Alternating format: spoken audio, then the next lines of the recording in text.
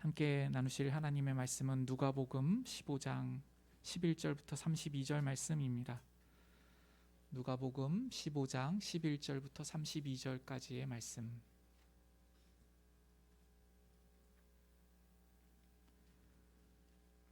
제가 봉독하겠습니다.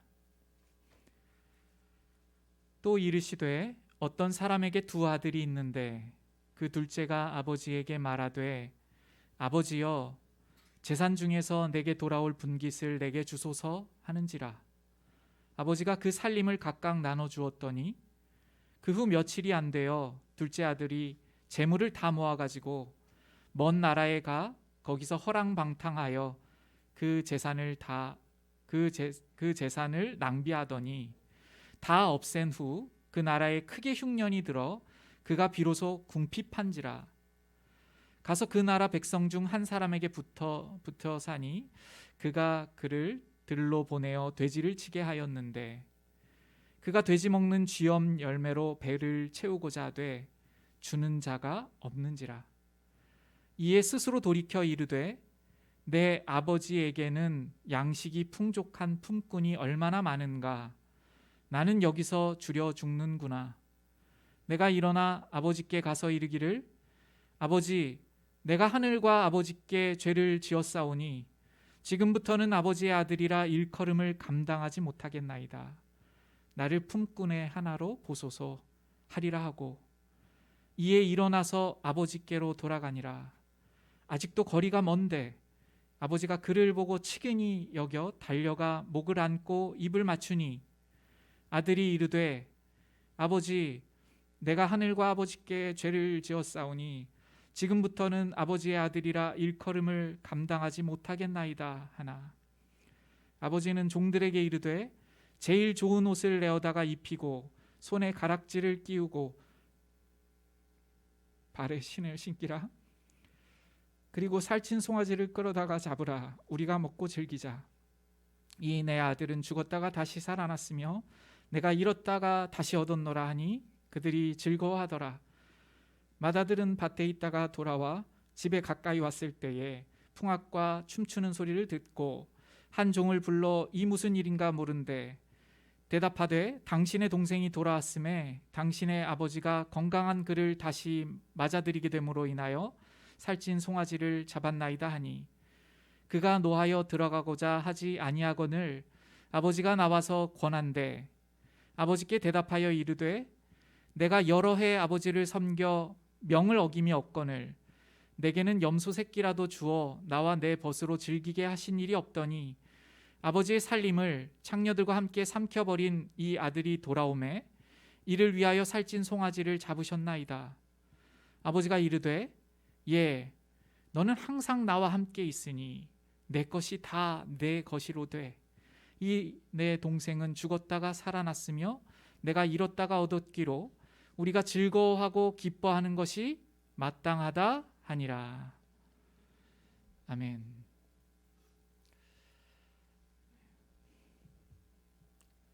지금 이 비유는요, 예수님께로 나아오는 죄인들과 세리들 그리고 바리새인들, 서기관들에게 하신 말씀입니다. 한번 이 비유가 어떠한 문맥 가운데 시작되고 있는지 15장 1절을 한번 보시겠어요? 15장 1절을 보시면 모든 세리와 죄인들이 말씀을 들으러 가까이 나오니 이렇게 시작합니다. 15장이요.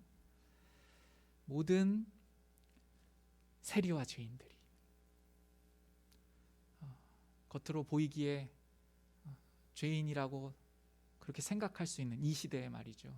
세리들 그리고 죄인들이. 그래서 죄인들이라는 것은 누가 봐도 죄인이라는 거예요. 범죄한 사람 그리고 지금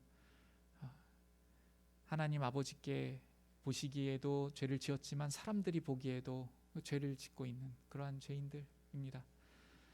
우리가 이 복음서에서 보면 그러한 사람들이 있잖아요. 간음을 하다가 현장에서 잡힌 사람들 비롯하여서 그러한 죄인들, 그 죄인들입니다.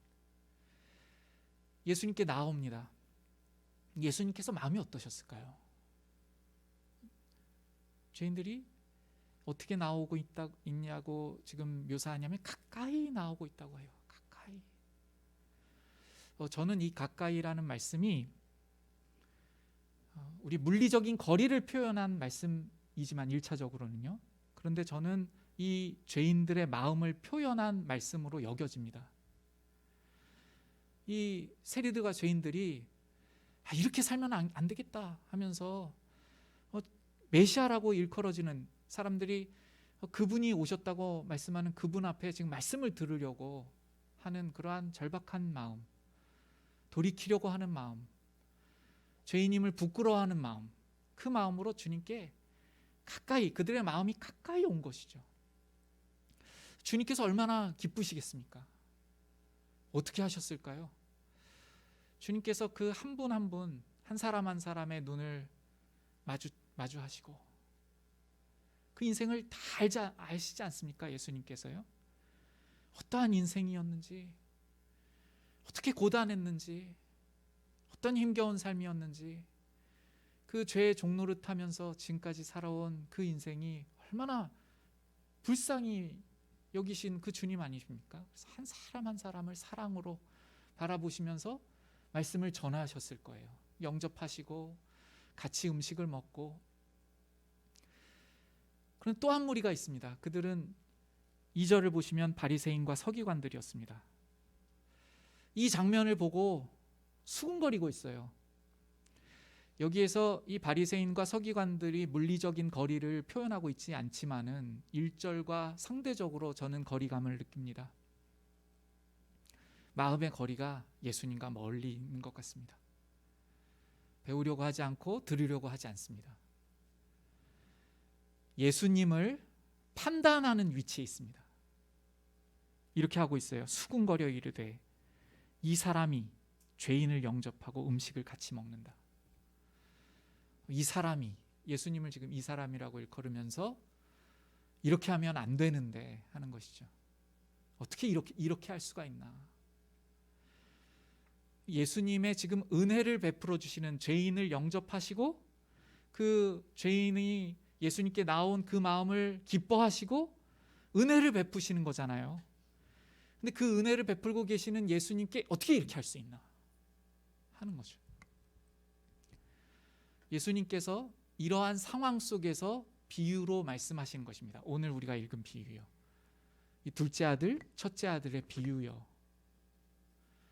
그러니까 이 비유 속에서는 죄인들에 대한, 죄인들을 일컫는 그러한 캐릭터, 그러한 사람이 있을 것이고요. 이 비유 안에 또 바리새인과 서기관들의 상태를 보여주는 그 사람이 있을 것입니다. 누구이죠?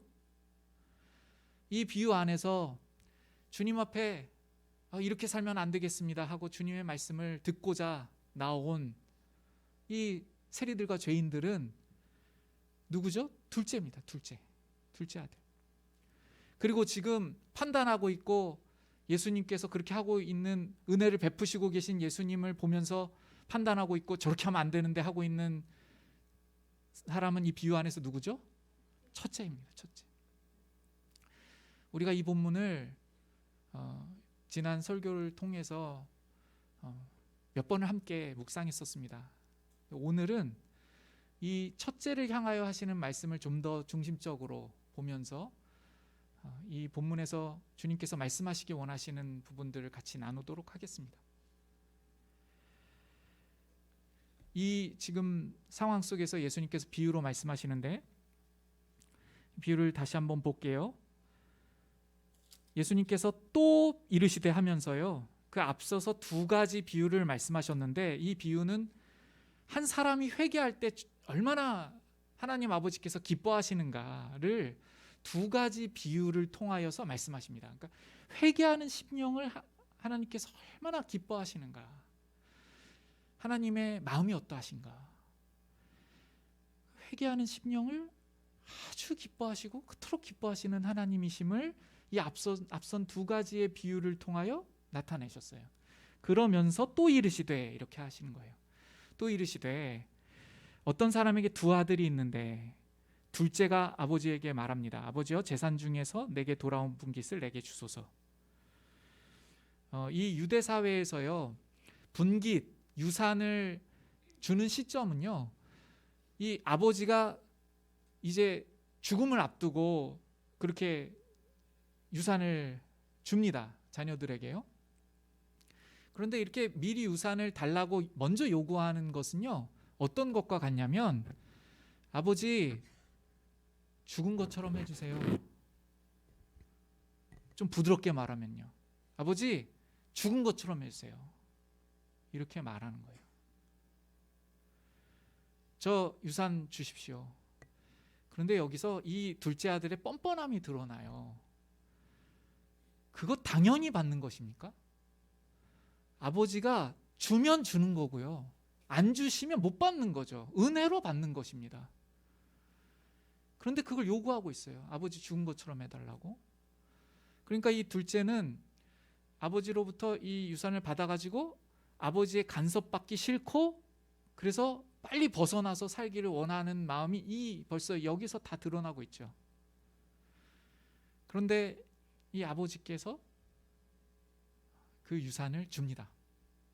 그 몫을 둘째뿐만 아니라 각각 나눠주었다고 기록합니다. 첫째에게도 준 것이죠. 마치 아버지가 죽은 것처럼 여긴다고 하는데도 줍니다. 그래서 이 둘째는 그 재산을 다 모아가지고 자기가 가고 싶은 곳으로 멀리 떠납니다. 간섭받지 않는 곳으로,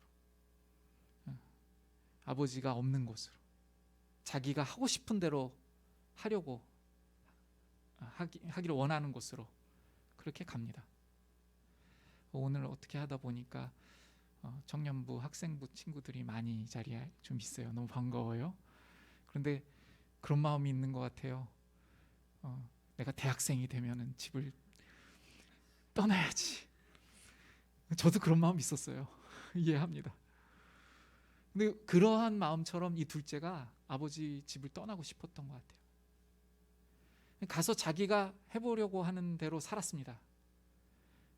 이 재산을 다 잃었어요. 허랑방탕하게 쓰고, 어쩌면 자기가 아버지의 뜻을 떠나서, 이렇게 품을 떠나서 하면은 뭔가 잘 이루어지고 잘 살 수 있을 거라고 생각했을지도 모르겠습니다. 그런데 망했어요. 쫄딱 망했습니다.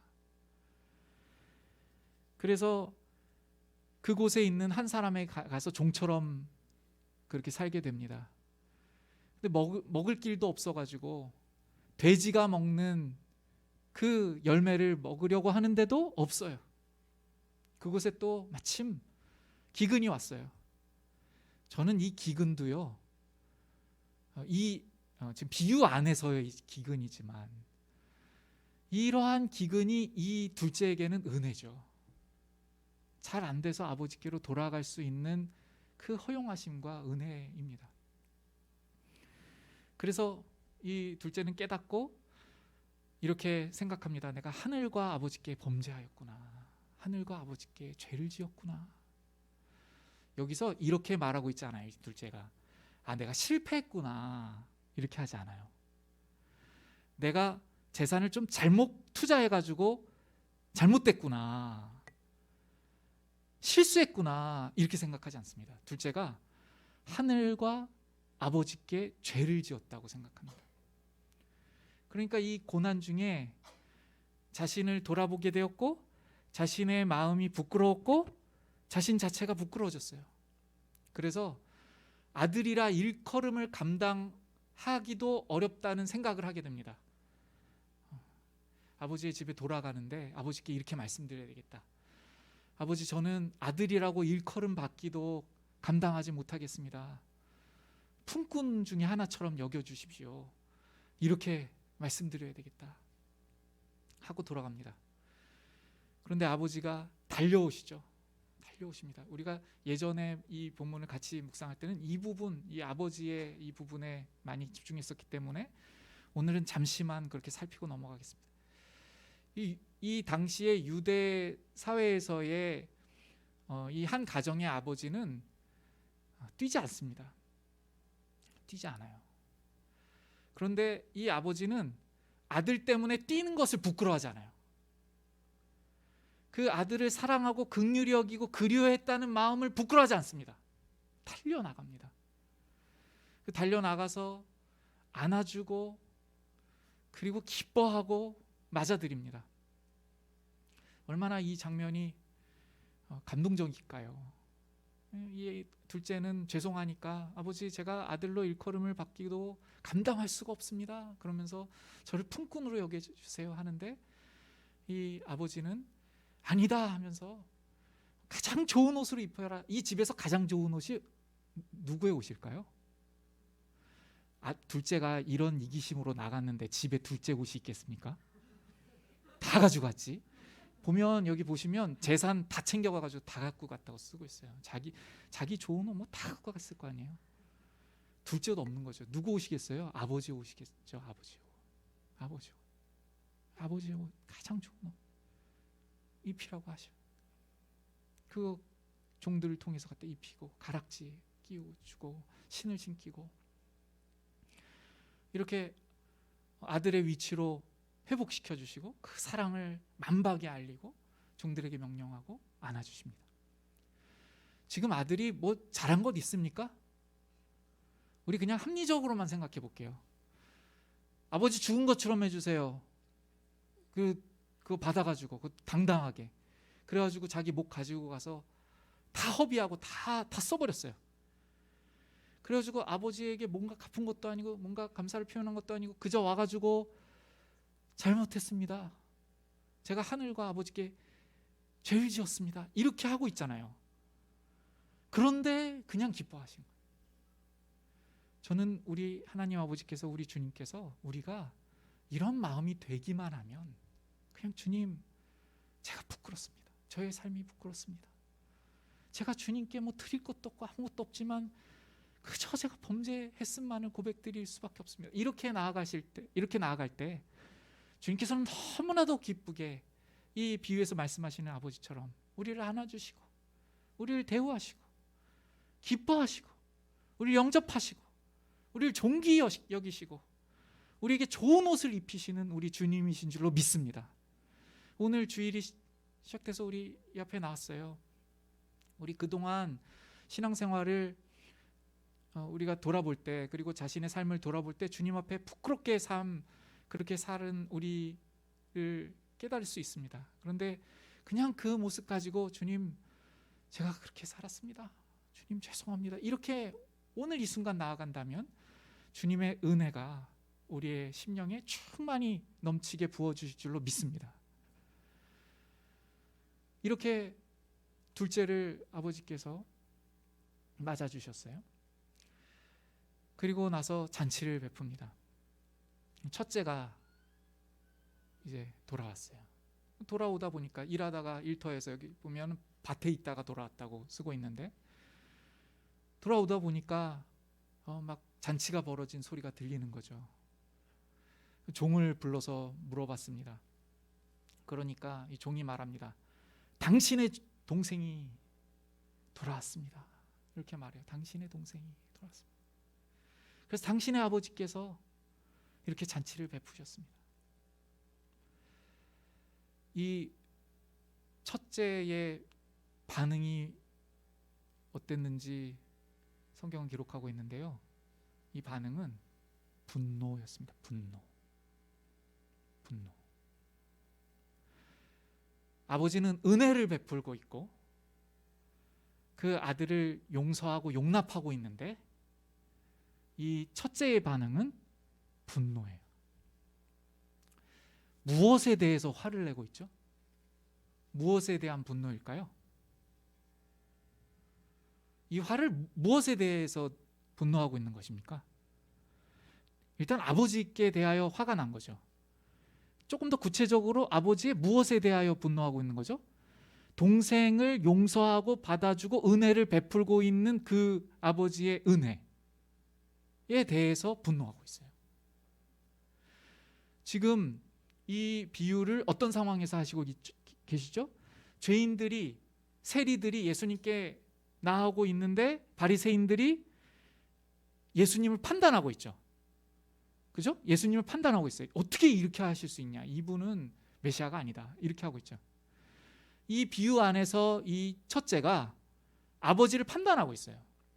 어떻게 그렇게 하실 수 있나? 어떻게 그 둘째를 용서하고 받아주실 수가 있나? 이렇게 하고 있습니다.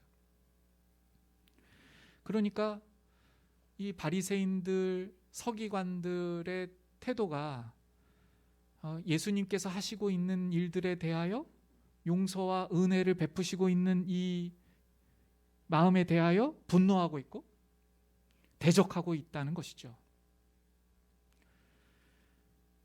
우리가 이 말씀을 통하여서요, 오늘은 이 첫째에게 들으시도록, 그러니까 이 첫째를 통하여 바리새인과 서기관에게 말씀하시는 이 말씀들을 우리가 집중하고 우리의 모습을 살폈으면 좋겠습니다. 이 첫째는요, 아버지랑 계속 같이 있었죠. 계속 오랜 시간 같이 있었습니다. 이 첫째에게 주어진 특권이 무엇이죠? 아버지를 가까이서 보고 아버지를 알아가고 아버지의 마음을 배울 수 있는 특권이 있어요. 여기 둘째의 증언이 이렇습니다. 둘째가요, 아버지에게 돌아가리라 할 때 아버지가 어떤 분이시니까 잠깐 나오는데요, 아버지에게 품꾼이 있는데 품꾼도 풍족하게 먹는데요. 그러니까 이 아버지는 품꾼도 잘 대우하는 아주 사랑이 충만하신 분이셔요. 이 아들을 이렇게 대하는 걸 보니까 알 수 있고요. 또요, 이렇게 아들을 대하면서 이 아들이 죽었다가 살아났다고 하면서 잔치를 베풀라고 할 때요, 종들이 함께 기뻐합니다. 무슨 말이냐면 종들이 이 주인을 안다는 거예요. 이 종들도 주인의 은혜를 입었고 그 주인의 마음을 아니까 같이 기뻐하는 겁니다. 그러니까 종들이 이 주인의 마음을 알고 주인으로부터 은혜를 받았고 주인께 대한 감사가 있으니까 이 아버지가 지금 하는 이 주인이 베푸는 잔치에 대해서 이 둘째를 이렇게 맞이하고 있을 때 같이 기뻐하고 같이 즐거워해요. 그러니까 시키는 대로 종이니까 이렇게 잔치를 이렇게 배설하고 하는 게 아니라 같이 기뻐합니다. 그래서 이 첫째에게 가서도 첫째가 오니까 당신의 동생이 돌아왔다고 막 이렇게 말하잖아요.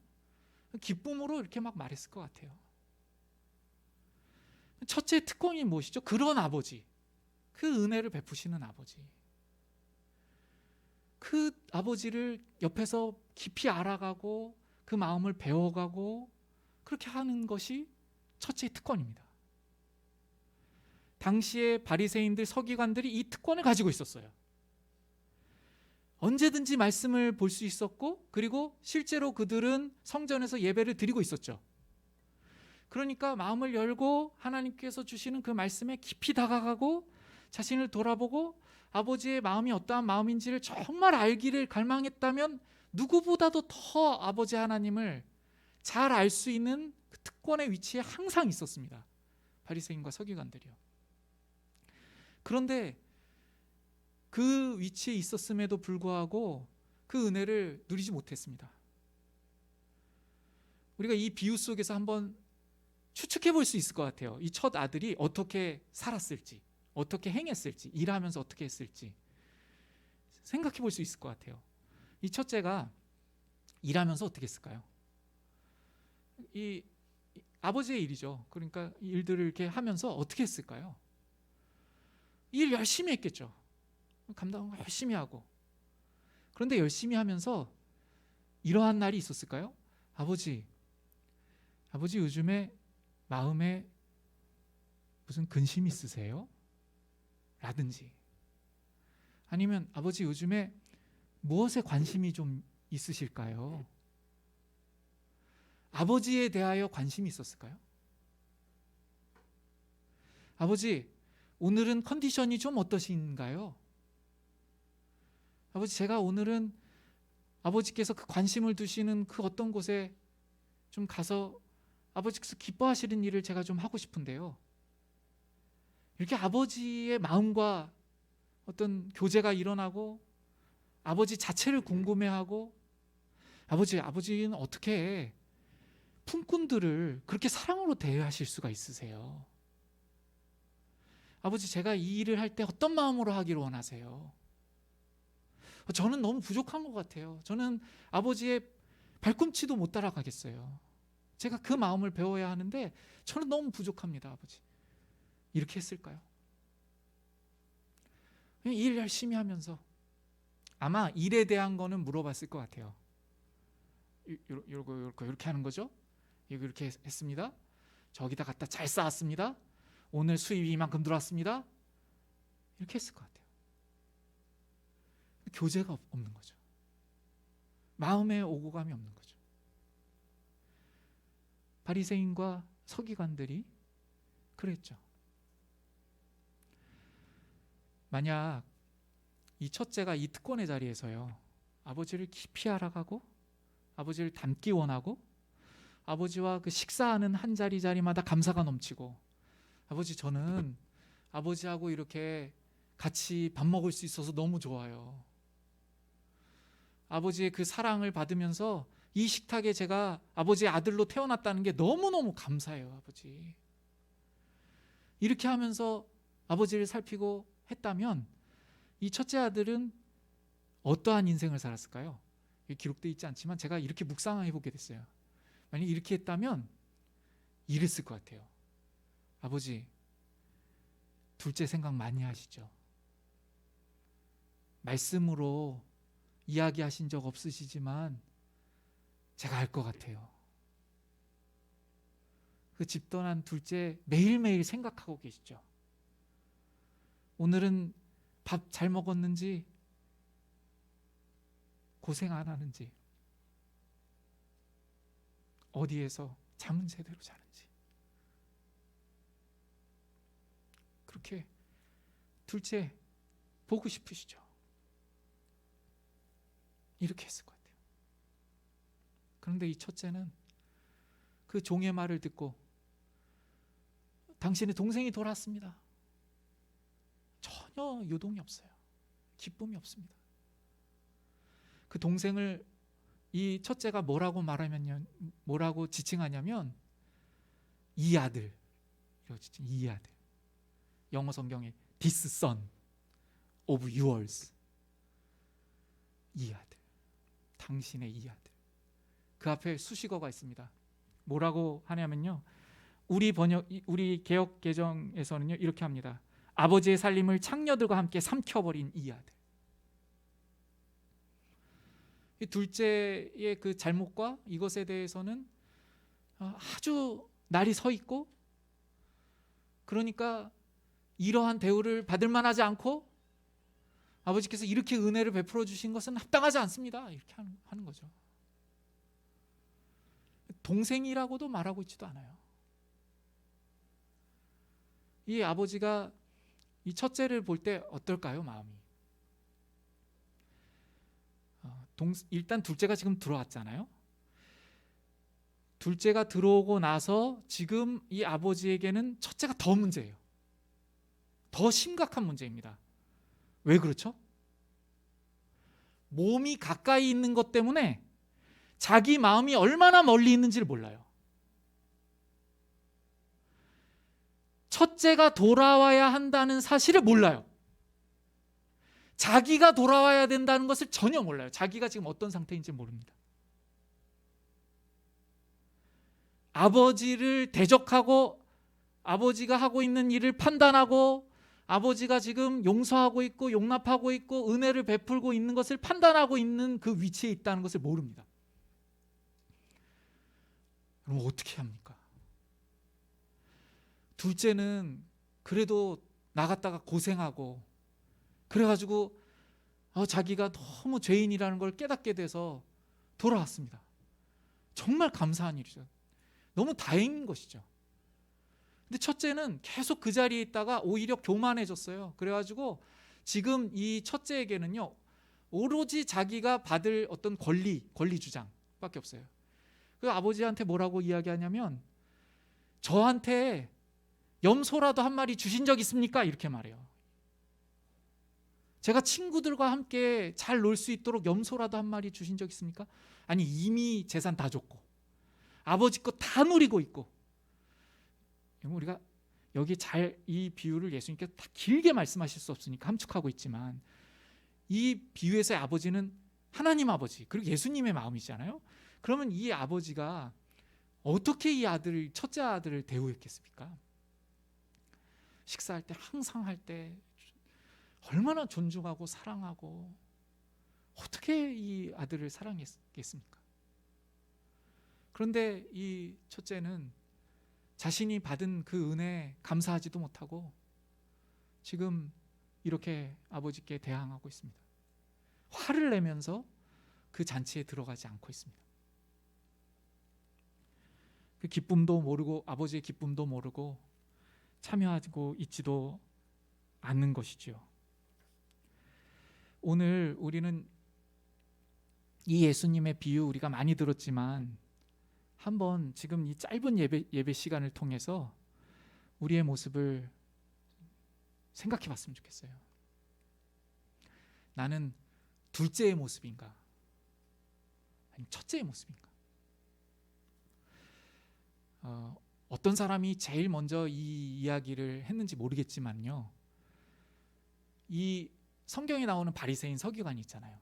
장로들, 예수님을 죽이고자 할 때 가장 앞장섰던 이러한 사람들이 현대에도 있는데, 현대 바리새인 뭐 이렇게 일컬어요. 누가 처음으로 이렇게 일컫는지는 잘 모르겠지만요, 그러한 사람들이 어디에 있는가를 말할 때 교회 안에 있다고 말하죠. 교회 안에. 현대판 바리새인 서기관 장로들이 교회 안에 있다 이렇게 말해요. 그러니까 오늘 이 비유를 우리가 들을 때 누가 들어야 되는 것입니까? 이 첫째에 대한 비유를 우리가요. 특별히 주님 앞에 이 둘째처럼 무언가 이렇게 돌이키고 죄송하고 부끄러운 마음으로 나오지 못하고 있는 그 상태의 우리들이요.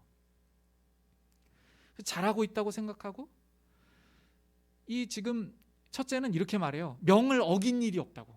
제가 아버지의 명을 어긴 일이 없습니다. 너무 잘하고 있는 거예요, 자기가. 이렇게 하고 있는 그 상태의 마음은 아닌지 오늘 이 본문을 통하여서 돌아봤으면 좋겠습니다. 그러면 이 상태가 왜 나왔는지, 왜 이러한 상태에 오게 되었는지에 대해서 한 부분만 생각해보고 마치도록 하겠습니다. 제가 앞서서 첫째의 특권이 무엇이라고 말씀드렸었죠? 아버지와 함께 있는 거예요. 아버지와 교제하고 있는 거예요. 그 자체가 큰 특권이고 영광이고 은혜이지 않습니까? 그래서 이 비유 속에서도요, 너는 나와 항상 함께 하지 않았느냐 이렇게 말해요. 너는 나와 항상 함께 하지 않았느냐. 우리가 예배도 드립니다. 그리고 셀 모임도 하고 교제도 하고 그렇게 하고 있어요. 그리고 다시 또 이렇게 공적으로 다시 이날에 모이기도 하죠. 근데 제가요, 이렇게 주일 예배를 시작하여서 강단에 설 때에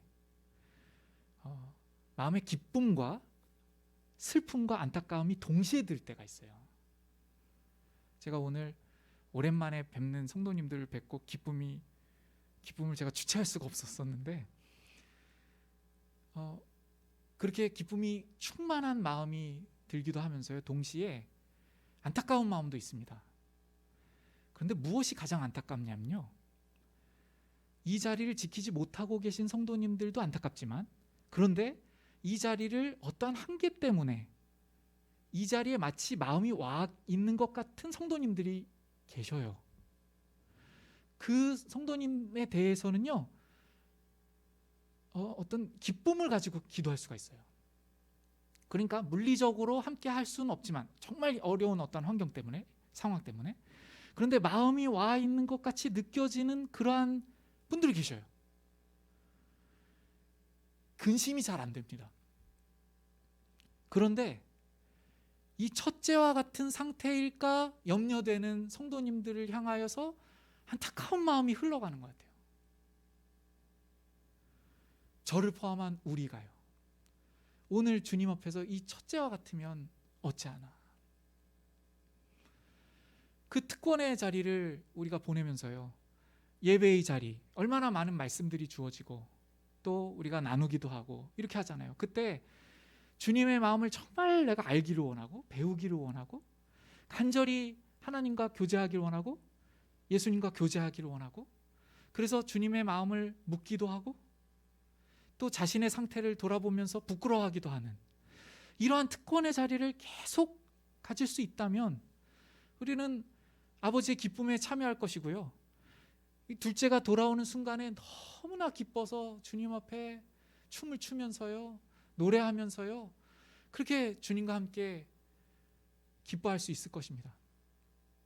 그런데 그렇지 않다면 우리가 예배 들어올 때도요, 아마 주변을 살필 만한 여유가 없을 거예요. 예배만 조용히 드리고 빨리 다른 일을 하기 원하거나, 아니면 내가 지금 목적으로 하는 것, 교회에 와서도 어떤 얻어지는 게 있잖아요. 목적이 있잖아요. 무언가를 얻어지는 게 있잖아요. 그런 것을 위하여서 행하고 있을 수도 있습니다. 우리의 마음을 살폈으면 좋겠습니다. 이제 말씀 맺겠습니다. 여러분, 둘째로 시작하죠. 오늘 이 본문이요. 만약에 둘째가, 이 비유 속에서 둘째가 이렇게 아버지께 재산을 받아다가 정말 버릇없이 은혜도 모르고 당연한 듯이 그렇게 했다가 가서 망하고 돌아오지 않고 살면 어떻게 되는 것이죠? 그냥 거기서 죽는 거죠. 그게 현실 세계에서는 뭐죠? 우리의 현실에서는 구원을 못 받는 것이고 지옥에 가는 것이죠. 영원한 지옥불에 들어가는 거예요, 돌아오지 않으면. 첫째는 어떻죠? 첫째는 몸이 돌아와 있어요. 그런데 그 마음을 돌이키지 않고, 그 마음을 다시 주님 앞에 아버지께로 향하지 않고, 자신이 무엇을 잘못하고 있는지를 깨닫지 않고 그대로 살아가면 어떻게 되는 것입니까? 똑같죠. 둘째와 똑같은 거예요. 지옥불에 가는 거예요. 근데 이 첫째는 더 힘든 것 같아요. 왜냐하면 잘하고 있다고 생각하고 거기 있으니까. 이게 오늘 저와 우리의 문제인 것 같습니다.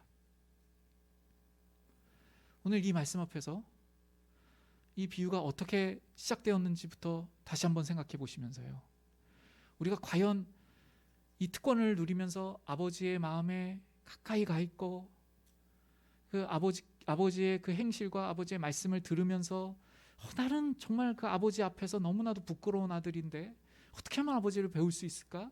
이러한 기회들을 우리가 정말 전심으로 나아가고 있는지를 돌아볼 수 있는, 정말 심각하게 돌아볼 수 있는 오늘 주일이기를 소원합니다.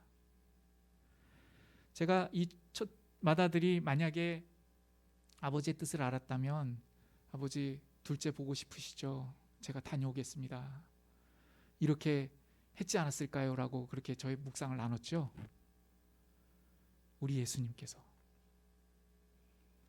우리 실제에서, 여기 비유 말고요, 우리 실제에서는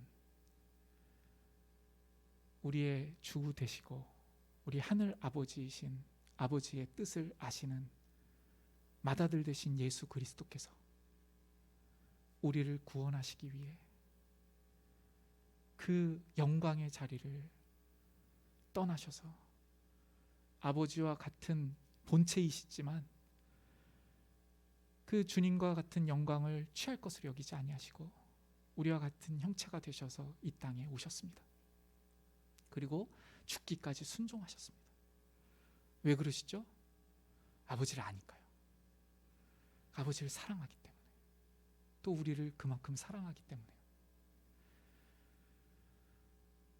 우리를 긍휼히 여기시고 사랑해 주셔서 오늘 이 자리에 붙들어 주시는 우리 주님 앞에 오늘 이 말씀을 통하여 비추어 나아가며, 우리가 과연 어떠한 마음을 품고 우리에게 맡겨주신 오늘 이 한순간순간들, 예배의 순간들, 우리에게 맡겨주신 이 은혜의 순간들을 통하여 우리가 정말 무엇에 초점해야 하는 우리의 인생인지를 다시 한번 우리의 마음에 새길 수 있는 우리 십자가 생명교회 모든 성도님 되시기를 말씀으로 부탁드립니다. 우리 같이 찬양 드리겠는데요,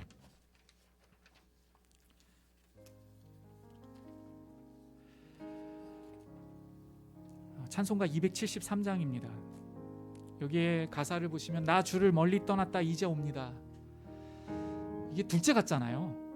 그런데 우리 첫째, 마음이 멀리 떠나 있는 상태, 자신이 죄인인 줄도 모르고 뭘 부끄러운 줄도 모르고 그 주님께 대적하고 있고 판단하고 있고 기쁨에 참여하지도 못하고 있는 그 상태에 우리 마음이 멀리 떠났다가 이제 옵니다. 주님, 이러한 고백으로 우리가 주님 앞에 드렸으면 좋겠습니다. 같이 찬송 드리겠습니다.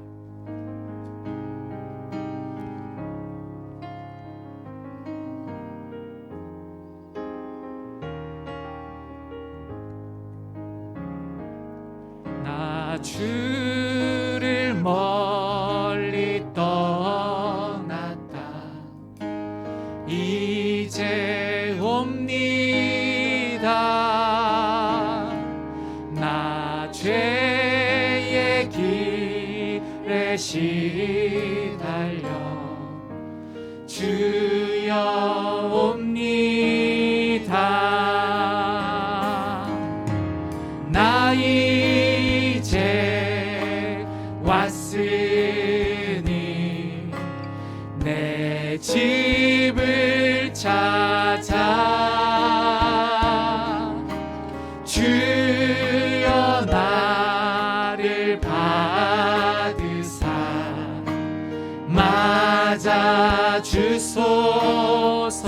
그 귀한 세월 보내고 귀한 세월 보내고 우리의 진정한 아버지와의 교제가 있었습니까? 주님의 마음에 파고 들어가는 그러한 교제가 우리에게 있었습니까? 눈물로 주여 옵니다. 주여 옵니다. 나 이제 왔으니 나 이제 왔으니 내 집을 찾아 주여 나를 받으사 맞아 주소서. 나 죄에 매여 나 죄에 매여 고달파 이제 옵니다. 이제 옵니다. 부끄러운 줄 모르는 이 죄에 고달프습니다. 크신 사랑 받고자 주여 옵니다. 그 주의 품에 아버지의 품에 나 이제 왔으니 내 집을 찾아 주여 나를 받으사 맞아 주소. 우리 반지에 맞춰 기도로 나아가면 좋겠는데요. 주님, 이 첫째와 같은 모습이 저의 모습입니다. 은혜도 모르고 어떠한 특권이 있었는지도 모르고 아버지 하나님의 마음도 모르고 그 기쁨에 참여할 줄도 모르고 오히려 판단하는 위치에 있는 우리의 모습을 주님 용서하여 주시옵소서. 몸은 가까이 있지만 마음이 멀리 떠나갔던 저를 용서하여 주시옵소서. 이렇게 주님께 기도로 나아가면 좋겠습니다. 기도하겠습니다.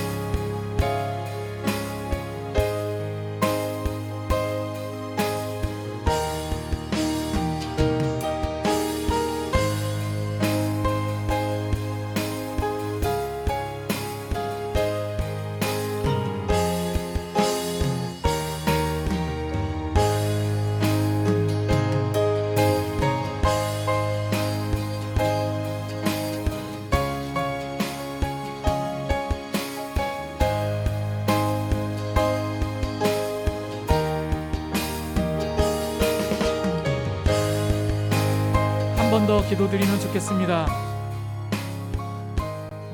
부끄러움을 모르는 것이 가장 큰 문제입니다. 이 시대의 이 비유 속에서 첫째들, 현대의 바리새인과 같고 서기관 같은 우리들은 부끄러운 줄을 모르는 것, 잘하고 있다고 생각하는, 내 신앙이 이만하면 되지 라고 생각하는 이것이 가장 치명적인 그러한 주님 앞에서의 교만이고 악함인 줄을 우리가 깨닫고 정말 주님 앞에 돌이킬 수 있도록 전심으로 결단으로 고백드리며 나아가면 좋겠습니다. 같이 기도하겠습니다.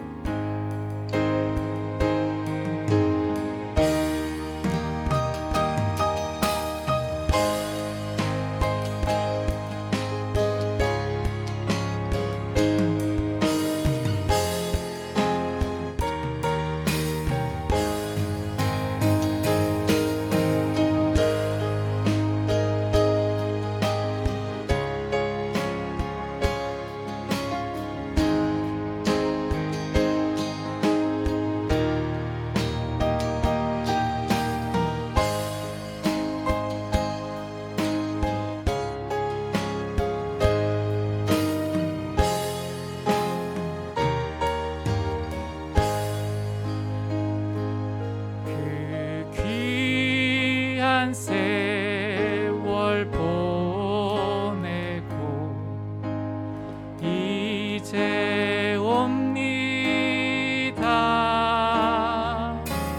나 뉘우치는 눈물로 주여 옵니다. 나 왔으니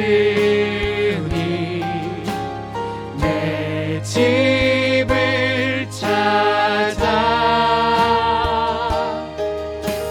주여 나를 받으사 맞아 주소서.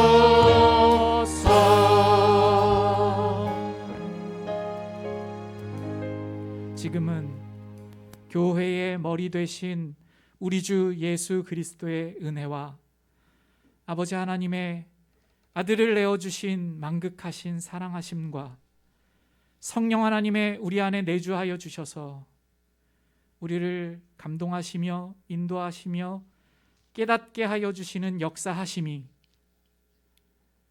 주님의 말씀을 기억하며 주님께 온전히 회개의 눈물로 돌이키기를 소원하는 십자가 생명교회 모든 성도님 머리머리 위에 이제로부터 영원까지 항상 함께 계시옵기를 축원드리옵나이다. 아멘.